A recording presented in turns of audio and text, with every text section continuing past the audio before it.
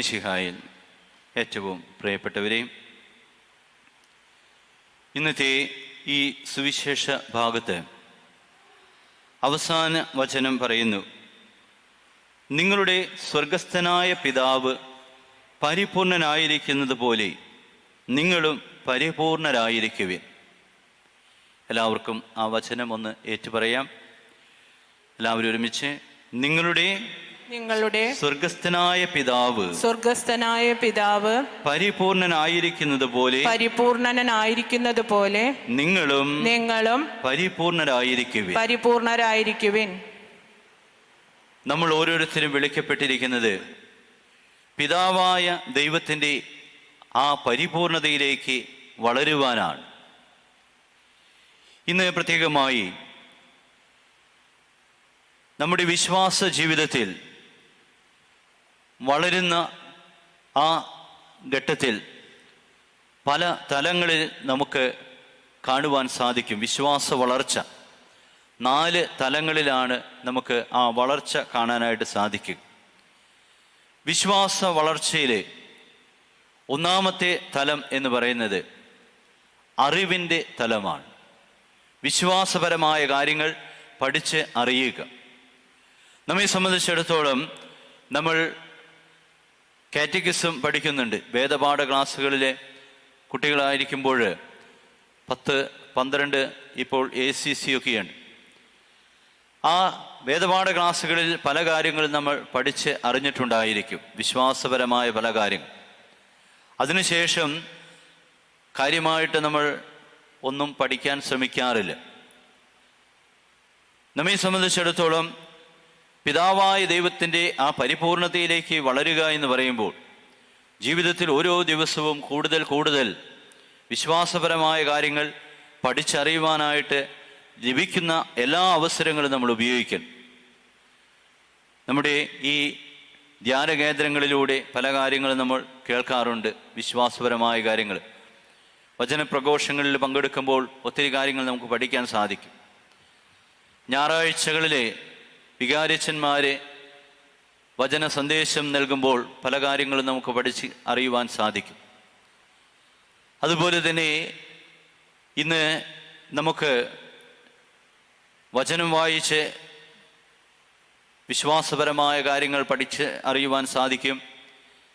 നമ്മുടെ തൃശ്ശൂർ രൂപതയിലെ കത്തോലിക്ക സഭ മാസിക എന്ന് പറഞ്ഞ എല്ലാ മാസവും രൂപതയിൽ നിന്നും ഇറക്കുന്ന ആ പത്രം, അതിലൂടെ ഒത്തിരി കാര്യങ്ങൾ നമുക്ക് പഠിക്കാൻ അറിയുവാനൊക്കെ ആയിട്ടുള്ള അവസരമുണ്ട്. ഇതിനൊക്കെയുള്ള ആഗ്രഹവും അതിനുള്ള സന്മനസ്സും നമുക്കുണ്ടായിരിക്കണം. ചിലരൊക്കെ ഞായറാഴ്ച പള്ളിയിൽ വരുന്നത് അച്ഛൻ്റെ പ്രസംഗം കഴിഞ്ഞിട്ടായിരിക്കും. കാരണം അച്ഛൻ്റെ പ്രസംഗം ബോറാണെന്നാണ് പറയും. നമ്മെ സംബന്ധിച്ചിടത്തോളം നമുക്കതിനുള്ള താല്പര്യമില്ല എന്നുള്ളതാണ് അതിൻ്റെ പ്രശ്നം. വിശപ്പുള്ളവനാണ് ഭക്ഷണം കഴിക്കുക. നമ്മുടെ വയറ് നിറഞ്ഞിരിക്കുകയാണെങ്കിൽ വിശപ്പില്ലെങ്കിൽ നമ്മൾ ഭക്ഷണം കഴിക്കുകയില്ല. അപ്പോൾ അച്ഛൻ്റെ പ്രസംഗം അതിൻ്റെ ക്വാളിറ്റി ചെക്ക് ചെയ്യാനല്ല നമ്മൾ പോകുന്നത്. നമ്മെ സംബന്ധിച്ചിടത്തോളം വിശ്വാസപരമായ കാര്യങ്ങൾ എന്തൊക്കെ നമുക്ക് എവിടെയൊക്കെ കിട്ടാൻ സാധ്യതയുണ്ടോ അതൊക്കെ വലിയ ദാഹത്തോടു കൂടി താല്പര്യത്തോടു കൂടി പഠിക്കുവാനും മനസ്സിലാക്കുവാനും നമ്മൾ ശ്രമിക്കണം. അതുപോലെ തന്നെ ബൈബിൾ വചനം വായിച്ച് പഠിക്കാൻ ശ്രമിക്കുക.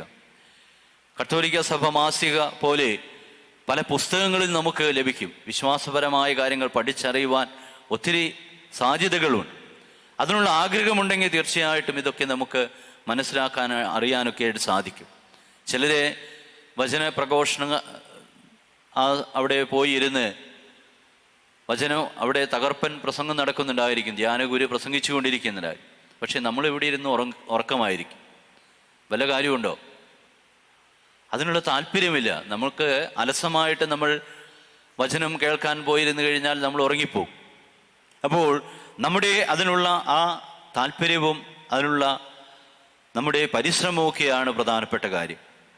അപ്പോൾ വിശ്വാസപരമായ കാര്യങ്ങൾ പഠിക്കുവാനും അറിയുവാനും നമ്മുടെ ജീവിതത്തിലേക്ക് അത് സ്വീകരിക്കുവാനുള്ള വലിയ പരിശ്രമം, അതിനുള്ള കഠിനമായ അധ്വാനം നമ്മുടെ ഭാഗത്തു നിന്ന് ഉണ്ടായിരിക്കട്ടെ. നമുക്ക് പ്രധാനമായിട്ടും നമ്മുടെ വിശ്വാസ സത്യങ്ങൾ എന്തൊക്കെയാണെന്ന് നമ്മളൊന്ന് ചിന്തിക്കുന്നത് നല്ലതാണ്. നമുക്ക് പ്രധാനമായിട്ട് 3 വിശ്വാസ സത്യങ്ങളുണ്ട്. എപ്പോഴും നമ്മൾ ഏത് ഉറക്കത്തിൽ ചോദിച്ചാലും വിളിച്ചു പറയുവാൻ നമുക്ക് സാധിക്കേണ്ടതാണ്. നമ്മുടെ ഏറ്റവും പ്രധാനപ്പെട്ട വിശ്വാസ സത്യങ്ങൾ എന്തൊക്കെയാണ്? ആർക്ക് പറയാൻ സാധിക്കുക? നമ്മുടെ വിശ്വാസ പ്രമാണം നമ്മൾ ചൊല്ലാറുണ്ട് അല്ലേ? അതിൽ പറയുന്ന കാര്യങ്ങളാണ്. എന്തൊക്കെയാണ് നമ്മുടെ ഏറ്റവും പ്രധാനപ്പെട്ട വിശ്വാസ സത്യങ്ങൾ? ദൈവത്തിൽ വിശ്വസിക്കുക, അതാണോ? ഹിന്ദുക്കളും മുസ്ലിമുകളൊക്കെ ദൈവത്തിൽ തന്നെയാണ് വിശ്വസിക്കുന്നത് അല്ലേ? ശരിയല്ലേ? അപ്പോൾ എന്താണ് നമ്മുടെ പ്രത്യേകത? എന്താണ് ഒന്നാമത്തെ വിശ്വാസ സത്യം എന്ന് പറയുന്നത്? പിതാവും പുത്രനും പരിശുദ്ധാത്മാവുമായ ത്രിത്വൈക ദൈവത്തിലുള്ള വിശ്വാസമാണ്. നമ്മുടെ ഏറ്റവും പ്രധാനപ്പെട്ട വിശ്വാസ സത്യം എന്ന് പറയുന്നത് അതാണ്. ഒന്നാമത്തെ നമ്മുടെ കത്തോലിക്ക സഭയുടെ വിശ്വാസ സത്യങ്ങൾ ഏറ്റുപറയുമ്പോൾ, വിശ്വാസ പ്രമാണം നമ്മൾ ചൊല്ലുമ്പോൾ ആദ്യം തന്നെ പിതാവായ ദൈവത്തെക്കുറിച്ച്, പുത്രനായ ദൈവത്തെക്കുറിച്ച്, പരിശുദ്ധാത്മാവിനെ കുറിച്ചൊക്കെ അവർ പറഞ്ഞു പോകുന്നുണ്ട്. അപ്പോൾ ഒന്നാമത്തെ വിശ്വാസ സത്യം എന്താണ്? എല്ലാവരും ഒന്ന് പറഞ്ഞേ. പിതാവും പുത്രനും പരിശുദ്ധാത്മാവുമായ ത്രിത്വൈക ദൈവത്തിലുള്ള വിശ്വാസം. നമ്മുടെ വിശ്വാസത്തിൻ്റെ ഏറ്റവും വലിയ പ്രത്യേകത അതാണ്. ത്രിത്വൈക ദൈവത്തിലാണ് നമ്മൾ വിശ്വസിക്കുന്നത്. എന്താണ് ത്രിത്വൈക ദൈവം എന്ന് പറഞ്ഞാൽ? എന്താണ്? ഒരു ദൈവം, ആ ദൈവത്തിൽ എത്ര ആളുകളുണ്ട്? 3 ആളുകൾ. ആരൊക്കെയാണ്? പിതാവ്, പുത്രൻ, പരിശുദ്ധാത്മാവ്. നമ്മൾ പെട്ടെന്ന് ചോദിക്കുമ്പോൾ നമ്മുടെ ഏറ്റവും പ്രധാനപ്പെട്ട വിശ്വാസ സത്യം എന്താണെന്ന് ചോദിച്ചു കഴിഞ്ഞാൽ നമ്മൾ പറയും ദൈവത്തിലുള്ള വിശ്വാസമാണ്. ദൈവത്തിൽ ഇവരൊക്കെ വിശ്വസിക്കുന്നത്, മുസ്ലിമുകളും ദൈവത്തിലാണ് വിശ്വസിക്കുന്നത്, ഹിന്ദുക്കളും ദൈവത്തിലാണ് വിശ്വസിക്കുന്നത്. അപ്പോൾ നമ്മുടെ വിശ്വാസം, കത്തോലിക്ക സഭയുടെ വിശ്വാസം ത്രിത്വൈക ദൈവത്തിലുള്ള വിശ്വാസ സത്യം, അതാണ് ഒന്നാമത്തേത്. രണ്ടാമത്തെ വിശ്വാസ സത്യം എന്താണ്? പുത്രനായ ദൈവത്തിൻ്റെ മനുഷ്യാവതാരമാണ്. പുത്രനായ ദൈവം യേശുക്രിസ്തു ഈ ഭൂമിയിൽ ജനിച്ചു, പീഡകൾ സഹിച്ചു, കുരിശിൽ മരിച്ചു, ഉത്ഥാനം ചെയ്തു. ഇതിനെല്ലാം ചേർത്ത് പറയുന്നതാണ് പുത്രനായ ദൈവത്തിൻ്റെ മനുഷ്യാവതാരം. എന്താണ്? ഒന്ന് പറഞ്ഞേ. പുത്രനായ ദൈവത്തിൻ്റെ മനുഷ്യാവതാരം എന്തൊക്കെയാണത്? യേശുക്രിസ്തു ഈ ഭൂമിയിൽ ജനിച്ചു, പീഡകൾ സഹിച്ചു, കുരിശിൽ മരിച്ചു, ഉത്ഥാനം ചെയ്തു. ഇതിനെല്ലാം ചേർത്ത് പറയുന്നതാണ് പുത്രനായ ദൈവത്തിൻ്റെ മനുഷ്യാവതാരം. മൂന്നാമത്തെ വിശ്വാസ സത്യം എന്ന് പറയുന്നത് കത്തോലിക്ക സഭയിലുള്ള വിശ്വാസമാണ്. കത്തോലിക്ക സഭ നമ്മെ പഠിപ്പിക്കുന്ന എല്ലാ കാര്യങ്ങളും നമ്മൾ വിശ്വസിച്ച് ഏറ്റുപറയാമെന്നുള്ള വിശ്വാസ സത്യം. നമ്മുടെ വിശ്വാസ പ്രമാണത്തിൽ അവസാന ഭാഗത്ത് പറയുന്നതാണ്. സകല വിശുദ്ധരിലും അതുപോലെ തന്നെ മരിച്ചവരുടെ ഉത്ഥാനത്തിലുള്ള വിശ്വാസങ്ങൾ, അതൊക്കെ സഭ പഠിപ്പിക്കുന്ന കാര്യങ്ങളാണ്. അപ്പോൾ കത്തോലിക്ക സഭ പഠിപ്പിക്കുന്ന എല്ലാ കാര്യങ്ങളും നമ്മൾ പഠിച്ച് മനസ്സിലാക്കി അംഗീകരിച്ച് ഏറ്റുപറയാമെന്നുള്ള ആ വിശ്വാസം, കത്തോലിക്ക സഭയിലുള്ള വിശ്വാസം, അതാണ് മൂന്നാമത്തേത്. അപ്പോൾ ഈ 3 വിശ്വാസ സത്യങ്ങൾ അത് മുറുകെ പിടിച്ചുകൊണ്ട് വേണം നമ്മുടെ ജീവിതത്തിൽ നമ്മൾ മുന്നോട്ട് പോകാൻ. അത് ഒരിക്കലും നിങ്ങൾ മറക്കാൻ പാടില്ല. 3 ഒന്ന് ഏറ്റുപറഞ്ഞ എല്ലാവരും. ഒന്നാമത്തെ എന്താണ്? പിതാവും പുത്രനും പരിശുദ്ധാത്മാവുമായ ത്രിത്വൈക ദൈവത്തിലുള്ള വിശ്വാസം. രണ്ടാമത്തെ എന്താണ്? പുത്രനായ ദൈവത്തിൻ്റെ മനുഷ്യാവതാരം. മൂന്നാമത്തെ എന്താണ്? കത്തോലിക്ക സഭയിലുള്ള വിശ്വാസം. അപ്പോൾ ഇതുമായിട്ട് ബന്ധപ്പെട്ട ഒത്തിരി കാര്യങ്ങൾ നമുക്ക് പഠിക്കുവാനും അറിയുവാനൊക്കെയുള്ള വലിയ ആഗ്രഹവും അതിനുവേണ്ടിയിട്ടുള്ള പരിശ്രമമൊക്കെ ഉണ്ടാകുക. അതാണ് വിശ്വാസ വളർച്ചയിൽ ഒന്നാമത്തെ തലം, അറിവിൻ്റെ തലം. രണ്ടാമത്തെ തലം എന്ന് പറയുന്നത് അനുഭവ തലമാണ്. അറിവിൻ്റെ തലം ബുദ്ധിയുടെ ആ മേഖലയിലാണ് നിൽക്കുക. എന്നാൽ അനുഭവം ഹൃദയത്തിൻ്റെ തലത്തിലേക്ക് കടന്നു വരും. നമ്മെ സംബന്ധിച്ചിടത്തോളം പലപ്പോഴും നമ്മൾ ഈ കാര്യങ്ങളൊക്കെ പഠിച്ചിട്ടുണ്ടായിരിക്കാം, പക്ഷേ ഇതൊന്നും നമ്മുടെ ജീവിത അനുഭവമായിട്ട് മാറുന്നില്ല എന്നുള്ളതാണ് നമ്മുടെ ഏറ്റവും വലിയ പ്രശ്നം. അതിന് ഒരു ഉദാഹരണം പറയാം. നമുക്ക് പഞ്ചസാര എന്താണെന്ന് അറിയാം അല്ലേ? പഞ്ചസാര കേട്ടിട്ടില്ലേ? പഞ്ചസാരയുടെ ഒത്തിരി കാര്യങ്ങൾ നമുക്ക് അതിനെക്കുറിച്ച് പഠിക്കാൻ സാധിക്കും. എങ്ങനെയാണ് പഞ്ചസാര ഉണ്ടാക്കുക, എന്തൊക്കെയാണ് പഞ്ചസാരയുടെ ഗുണങ്ങൾ, എന്തൊക്കെയാണ് പഞ്ചസാരയുടെ ദോഷങ്ങൾ. മഹാത്മാഗാന്ധി പഞ്ചസാരയെ വിളിക്കുന്ന വൈറ്റ് പോയ്സൺ, വെളുത്ത വിഷമെന്നാണ് വിളിക്കുന്നത്. അത് കഴിക്കുന്ന അത്രയും അപകടമാണെന്നാണ് ഗാന്ധിജി തന്നെ പറയുക. അപ്പോൾ അങ്ങനെ അതിന് പല ഗുണങ്ങളുണ്ട്, ദോഷങ്ങളുമുണ്ട്. അതിൻ്റെ രാസനാമം എന്താണ്? അങ്ങനെ പഞ്ചസാരയെക്കുറിച്ച് ഒത്തിരി കാര്യങ്ങൾ നമുക്ക് പഠിക്കാൻ സാധിക്കും. അതാണ് അറിവിൻ്റെ തലം എന്ന് പറയുന്നത്. എന്നാൽ പഞ്ചസാര എന്താണെന്ന് നമുക്ക് കൃത്യമായിട്ട് അനുഭവിച്ചറിയണമെങ്കിൽ എന്ത് വേണം? അല്പം പഞ്ചസാര എടുത്ത് നമ്മുടെ നാവിൻ തുമ്പിൽ വെക്കണം. അപ്പോൾ ആ പഞ്ചസാരയുടെ മധുരം നമുക്ക് അനുഭവിക്കാൻ സാധിക്കും. ഇതുപോലെയാണ് നമ്മുടെ വിശ്വാസം. അത് അറിവിൻ്റെ തലത്തിൽ മാത്രം നിന്നാൽ പോരാ. നമ്മുടെ ജീവിത അനുഭവത്തിലേക്ക്, ഹൃദയ അനുഭവത്തിലേക്ക്, അനുഭവ തലത്തിലേക്ക് കടന്നു വരണം. അപ്പോഴാണ് നമ്മുടെ വിശ്വാസവും ജീവിതവുമായിട്ട് വലിയ ബന്ധമുണ്ടാവുകയുള്ളൂ. പലപ്പോഴും സംഭവിക്കുന്നത് എന്താണ്? നമ്മൾ പള്ളിയിലെ കുർബാനയ്ക്ക് പോകുമ്പോൾ അല്ലെങ്കിൽ വീട്ടിലെ ജപമാല ചൊല്ലുമ്പോൾ അപ്പോൾ നമുക്ക് ഭയങ്കര വിശ്വാസമാണ്. അത് കഴിഞ്ഞ് പുറത്തേക്ക് ഇറങ്ങിക്കഴിഞ്ഞാൽ ഈ വിശ്വാസവും നമ്മുടെ ജീവിതവും തമ്മിൽ ബന്ധമില്ലാതെ പോകും. അത് നമ്മുടെ വിശ്വാസ ജീവിതത്തെ സംബന്ധിച്ചിടത്തോളം വലിയ ഒരു പരാജയമാണ്. അപ്പോൾ വിശ്വാസം എപ്പോഴും നമ്മുടെ ജീവിത അനുഭവമായിട്ട് നിലകൊള്ളണം. ഹൃദയത്തിലെ അനുഭവിക്കുവാൻ, ദൈവത്തിൻ്റെ ആ സ്നേഹം അനുഭവിച്ചുകൊണ്ട് ആ സ്നേഹത്തിലെ എപ്പോഴും ജീവിക്കുവാൻ സാധിക്കുക. പിതാവായ ദൈവത്തിൻ്റെ കയ്യിലെ ഇരിക്കുന്ന കൊച്ചു കുഞ്ഞുങ്ങളായിട്ട്, ശിശുക്കളായിട്ട് നമുക്ക് മാറാൻ സാധിക്കുക. അതാണ് ജീവിത അനുഭവം എന്ന് നമുക്ക് പറയാൻ സാധിക്കും. അതാണ് വിശ്വാസ വളർച്ചയിൽ രണ്ടാമത്തെ തലം, അനുഭവതലം. മൂന്നാമത്തെ തലം എന്ന് പറയുന്നത് സമർപ്പണ തലമാണ്. നമ്മുടെ വിശ്വാസം നമ്മൾ പഠിച്ചു, അറിഞ്ഞു, അനുഭവത്തിലേക്ക് കൊണ്ടുവന്നു. ഇനി ആ വിശ്വാസത്തിലേക്ക് നമ്മെ തന്നെ സമർപ്പിക്കുക, വിട്ടുകൊടുക്കുക. ആ സമർപ്പണം സംഭവിച്ചെങ്കിലേ, ദൈവത്തിന് നമ്മെ തന്നെ പൂർണ്ണമായിട്ടും സമർപ്പിക്കുവാൻ നമുക്ക് സാധിച്ചെങ്കിലേ നമ്മുടെ വിശ്വാസം യഥാർത്ഥമായിട്ടുള്ള വിശ്വാസമായിട്ട് മാറുകയുള്ളൂ. വിശുദ്ധരെ സംബന്ധിച്ചിടത്തോളം ഓരോ വിശുദ്ധരുടെ ജീവിതത്തിലേക്ക് നമ്മൾ നോക്കുമ്പോൾ അവർ തങ്ങളെ തന്നെ പൂർണ്ണമായിട്ടും ദൈവകരങ്ങളിലേക്ക് സമർപ്പിക്കുന്നതായിട്ട് നമുക്ക് കാണാൻ സാധിക്കും. പരിശുദ്ധ അമ്മ പറയുന്ന എന്താണ്? ഇതാ കർത്താവിൻ്റെ ദാസി, നിന്റെ വചനം പോലെ എന്നിൽ ഭവിക്കട്ടെ. പൂർണ്ണമായിട്ട് സമർപ്പിക്കുക. സ്വന്തം തീരുമാനം, സ്വന്തം ഇഷ്ടങ്ങളും അനിഷ്ടങ്ങളും ഒക്കെ മാറ്റിവെച്ച് പരിശുദ്ധ അമ്മ തന്നെ തന്നെ വിട്ടുകൊടുത്തു. ഇതാ കർത്താവിൻ്റെ ദാസി, നിന്റെ വചനം എന്നിൽ നിറവേറട്ടെ എന്ന് പറഞ്ഞുകൊണ്ട്. ഇതുപോലെ നമുക്കും ഓരോ ദിവസവും ദൈവകരങ്ങളിലേക്ക് ദൈവത്തിൻ്റെ ഇഷ്ടം നിറവേറുവാനായിട്ട് നമ്മെ തന്നെ വിട്ടുകൊടുക്കണം. നമുക്കും പറയാൻ സാധിക്കണം, ദൈവമേ ഇതാ ഞാൻ എന്നെ സമർപ്പിക്കുന്നു, ഇനിമേൽ എൻ്റെ ഇഷ്ടമല്ല അങ്ങയുടെ ഇഷ്ടം നിറവേറട്ടെ. ഈശോ ഗെത്സമനിയിൽ പ്രാർത്ഥിക്കുന്നതാണ് അല്ലേ? പിതാവേ എൻ്റെ ഇഷ്ടമല്ല അങ്ങയുടെ ഇഷ്ടം നിറവേറട്ടെ. ആ സമർപ്പണം നമ്മെ സംബന്ധിച്ചിടത്തോളം നമ്മുടെ ജീവിതത്തിലെ ഓരോ ദിവസവും സംഭവിക്കുന്നുണ്ടോ എന്ന് നമ്മൾ ചിന്തിക്കുക. പലപ്പോഴും നമ്മൾ എന്താണ് ചെയ്യുന്നത്? ദൈവത്തിൻ്റെ ഇഷ്ടത്തിന് പകരം നമ്മുടെ സ്വന്തം ഇഷ്ടങ്ങൾ, നമ്മുടെ സ്വാർത്ഥ താല്പര്യങ്ങളും വേണ്ടി നമ്മൾ ജീവിക്കുന്നു. എൻ്റെ തീരുമാനങ്ങൾ, ഞാൻ വിചാരിച്ചതുപോലെയാണ് കാര്യങ്ങൾ നടക്കുക. ദൈവം നമ്മോട് പറയുന്നു, നീ അവളോട് പൂർണ്ണമായിട്ട് ക്ഷമിക്കുക എന്ന് പറഞ്ഞാലും നമ്മൾ പറയും എന്താണ്? അങ്ങനെയൊന്നും ക്ഷമിക്കാൻ ഞാൻ തയ്യാറല്ല. അവൻ എന്നോട് എന്തൊക്കെ ചെയ്തത്, അവൾ എന്നോട് എന്തൊക്കെ ചെയ്തത്, എന്നിട്ട് ഞാൻ ക്ഷമിക്കണം? ഇന്നത്തെ സുവിശേഷത്തിൽ പറയുന്നത് എന്താണ്? ദുഷ്ടരുടെ മേലും ശിഷ്ടരുടെ മേലും ഒരുപോലെ മഴ പെയ്യിക്കുന്ന ദൈവം. എല്ലാവരോടും ശത്രുക്കളോട് പൂർണ്ണമായിട്ട് ക്ഷമിക്കാനായിട്ടാണ് ഈശോ പറയുക. നമ്മെ സംബന്ധിച്ചിടത്തോളം ദൈവത്തിൻ്റെ ഇഷ്ടം എന്താണെന്ന് ചോദിച്ചറിയുക, അതുമാത്രം പ്രവർത്തിക്കുവാൻ നമുക്ക് സാധിക്കണം.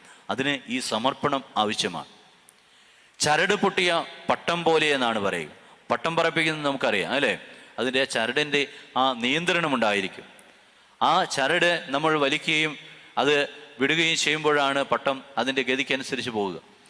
ചരട് പൊട്ടിക്കഴിഞ്ഞാൽ എന്ത് സംഭവിക്കും? പിന്നെ അത് കാറ്റിൻ്റെ ഗതിക്കനുസരിച്ച് പറന്ന് പോകും. നമ്മുടെ കയ്യിൽ നിയന്ത്രണം ഉണ്ടാകില്ല.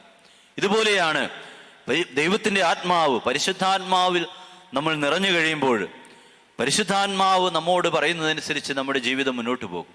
വിശുദ്ധരൊക്കെ അങ്ങനെയാണ് ജീവിച്ചത്.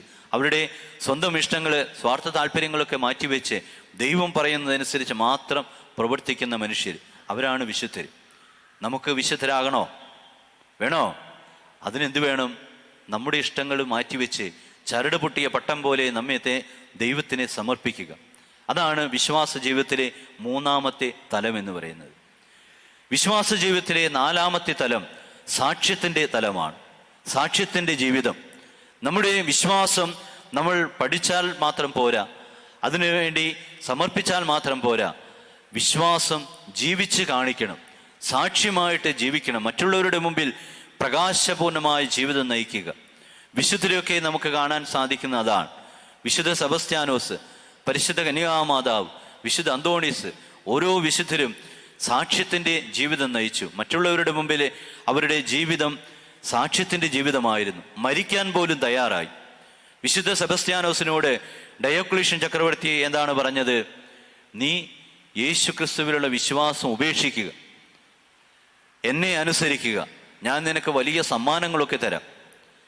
വിശുദ്ധ സെബസ്ത്യാനോസ് പറഞ്ഞു, എന്താണ്?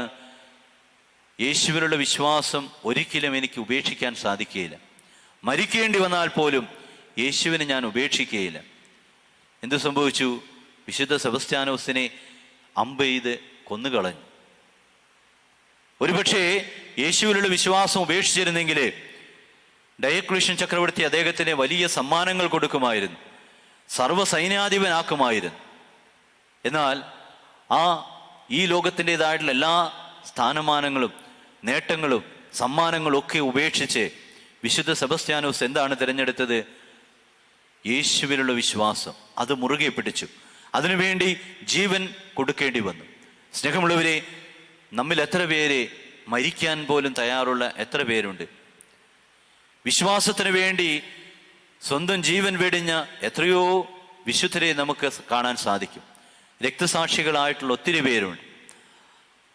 സഭ നമ്മോട് പറയുന്നത്, രക്തസാക്ഷികളുടെ ചുടുനീണം വീണ് ആ മണ്ണിലാണ് നമ്മുടെ വിശ്വാസം ഇത്രമാത്രം വളർന്ന് പടർന്ന് പന്തലിച്ചത്. ലോകത്ത് ഇന്ന് കത്തോലിക്കാ സഭ ആഗോള തലത്തിൽ ഇത്രമാത്രം വളർന്ന് നിൽക്കുന്നുണ്ടെങ്കിൽ അതിന് കാരണം ഈ ആയിരക്കണക്കിന് ലക്ഷക്കണക്കിന് ആളുകളുടെ ആ രക്തമാണ്. അവർ മരിക്കാൻ പോലും തയ്യാറായി. നമുക്കറിയാം, മതപീഡന കാലങ്ങൾ ഇന്നും ധാരാളം ക്രൈസ്തവ പീഡനങ്ങൾക്ക് നടക്കുന്നുണ്ട്. നമ്മുടെ ഇന്ത്യയിൽ തന്നെ എത്രമാത്രം ആളുകളാണ് വിശ്വാസത്തിന് വേണ്ടി മരിക്കേണ്ടി വരുന്നത്. ഇന്ന് നമ്മോട് ഓരോരുത്തരോടും ഈശോ ചോദിക്കുകയാണ്, മകനെ, മകളെ, നീ എനിക്ക് വേണ്ടി മരിക്കാൻ തയ്യാറാണോ എന്ന് ചോദിച്ചാൽ നമുക്ക് എത്ര പേർക്ക് പറയാൻ സാധിക്കും, ഞാൻ തയ്യാറാണ് എന്ന്? സ്നേഹമുള്ളവരെ, ഈ സാക്ഷ്യം, യേശുവിന് വേണ്ടി മരിക്കാൻ പോലും തയ്യാറുള്ള ആ സാക്ഷ്യത്തിൻ്റെ ജീവിതം നമ്മുടെ ചുറ്റുമുള്ള മനുഷ്യരുടെ മുമ്പിൽ യേശുവിനെ ഏറ്റുപറയുവാൻ നമുക്ക് സാധിക്കുന്നുണ്ടോ എന്ന് നമ്മൾ ചിന്തിക്കുക. നമ്മൾ ചിലപ്പോഴൊക്കെ ഈ കവലകളിൽ നിന്ന് പ്രസംഗിക്കുന്ന പെന്തക്കോസ്തുകാരെ നമ്മൾ കാണാറുണ്ട്, അല്ലേ? വെള്ള വസ്ത്രമൊക്കെ ഉടുത്ത് ബൈബിളൊക്കെ പിടിച്ച് ഉച്ചസ്ഥരം മൈക്കിലൂടെയൊക്കെ അവരെങ്ങനെ വചനം പ്രസംഗിക്കുന്ന കാണുമ്പോൾ, പൊരി വെയിലത്തൊക്കെ നിന്ന് പ്രസംഗിക്കുന്ന കാണുമ്പോൾ നമ്മളെന്താ ചെയ്യുക? നമ്മൾ മൂക്കത്ത് കൈവച്ച് അവരെ കളിയാക്കും. ഇവർക്കൊന്നും വേറെ പണിയൊന്നുമില്ല എന്ന് ചോദിക്കും, അല്ലേ?